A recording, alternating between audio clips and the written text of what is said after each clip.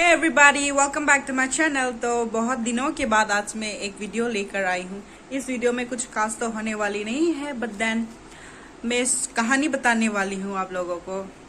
Actually बहुत दिन हो गया ना वीडियो नहीं बनाया, तो the reason I was not uploading और I was not blogging, the reason behind that is कि मैं पुणे गई हुई थी, तो मैं तेजू में नहीं था, तो इसलिए वीडियो कवर नहीं कर पाए। नहीं, पुणे से भी वीडियो बना सकता था, ऐसा कोई बात नहीं है कि वीडियो नहीं बना सकता था, but I was busy there. तो मैं एग्जाम के लिए गई हुई थी।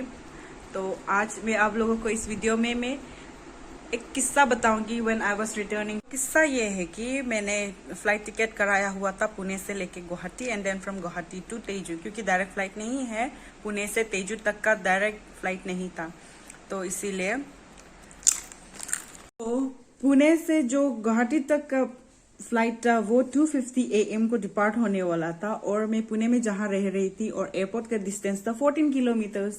तो इसीलिए मैं 12:30 AM को ही घर से निकल गई और एयरपोर्ट में 1:10 AM तक पहुंच गया। वहां पहुंचने के बाद जितना भी प्रोसीजर्स रहता है, चेक इन करना, बैग ड्रॉप करना और सिक्योरिटी चेक, वो सब टाइम से कर लिया, और बोर्ड भी टाइम से, और उसके बाद वहां से निकल भी गया था टाइम से, और लैंड भी टाइम से हो गया था।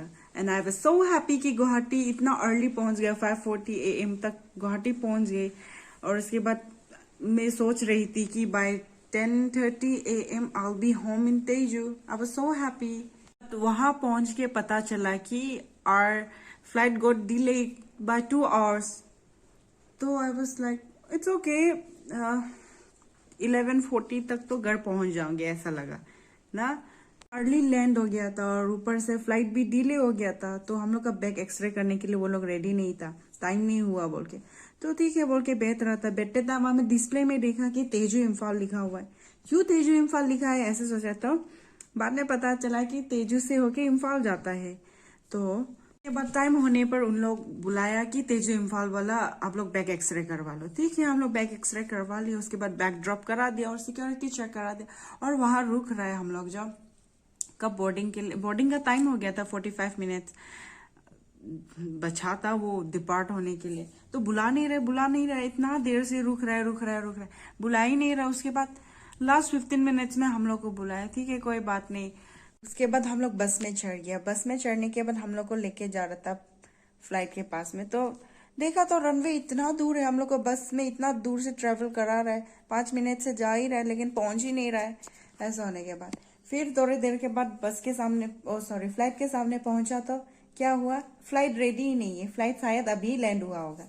तो वहां का बैग नमा रहा था, फिर साफ कर रहा था, कोई भी कुछ भी रेडी नहीं है। तो हम लोग को बस के अंदर में 30 मिनट जैसे रुकना पड़ा। तो उसके बाद जैसे ही बस का दरवाजा खोला, जब रेडी था बोर्ड होने के लिए, तो हम लोग उतरने के बाद डायरेक्ट फिर बारिश आना शुरू। ओह माय गॉड, क्या दिन है। मेरा तो दिमाग खराब हो गया। चलो कोई बात नहीं, पूरा भीग भी रहा था, कोई बात नहीं, अभी तो घर ही जाना है, ऐसा करके सोचा। तो पूरा बोर्डिंग वोर्डिंग हो गया है। उसके बाद हम लोग उड़ना चालू किया है, तो मेरा आंख बंद हो गया, हम तो सो गया था।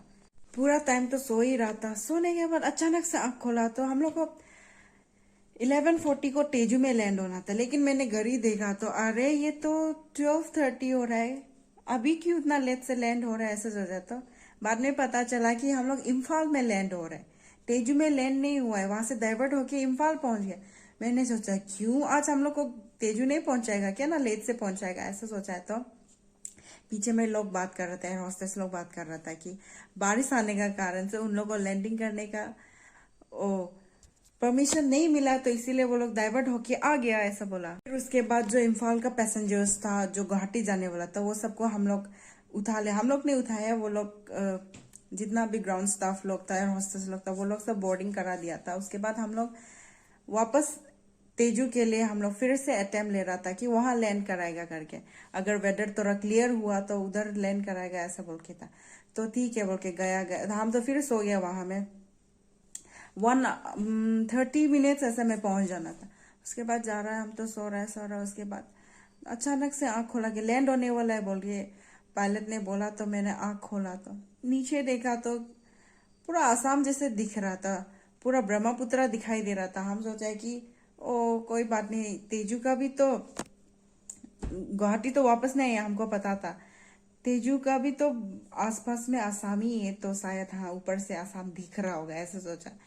तो उसके बाद थोड़ा देर में फ्लाइट लैंड हुआ, तो हम ऐसा देखा तो एयरपोर्ट में डिब्रूगढ़ लिखा हुआ है। मेरा तो दिमाग ही खराब हो गया, क्योंकि मैं मन में पहले से प्रे करके आ रही थी कि please let it be Tezu, let it be Tezu, Tezu में लैंड हो जाओ प्लीज करके।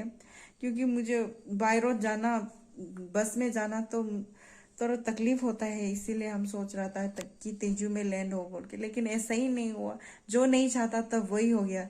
फिर वहां से डिब्रूगढ़ में हम लोग जो अपना लगेज लिया, उसके बाद हम लोग के लिए एक बस मैनेज किया, फिर बस से हम लोग फिर तेजू आए। इतना लेट को रात में हमको यहाँ में तेजू में पहुंचा लेट। तेजू में पहुंचने के बाद तोतिक में वहां में पहुंचने के बाद मेरे दोस्त को मैंने फोन किया कि I have arrived, so drop me home करके। तो वो स्कूटी से आ रहा था, देखा तो इतना बारिश थे, इतना बारिश में हम, इतना ठंडा था। सिर्फ ऊपर में एक कुर्ती पतला पहना था। तो उसका वजह से क्या हुआ, घर पहुंचने के बाद तो मैं नहा लिया ठंडा पानी से। उसके बाद मेरा यहाँ में इतना दर्द हो रहा था, टॉन्सिल निकल गया ऐसे जैसे लग रहा था। उसके बाद धीरे धीरे गर्म पानी पी पी के अभी थोड़ा ठीक हो गया। तो आज का वीडियो बस इतना ही। थैंक यू आप लोग को मेरा बकवास सुनने के लिए। मेरा स्टोरी आप लोग को शेयर करके अच्छा लगा। Bye bye.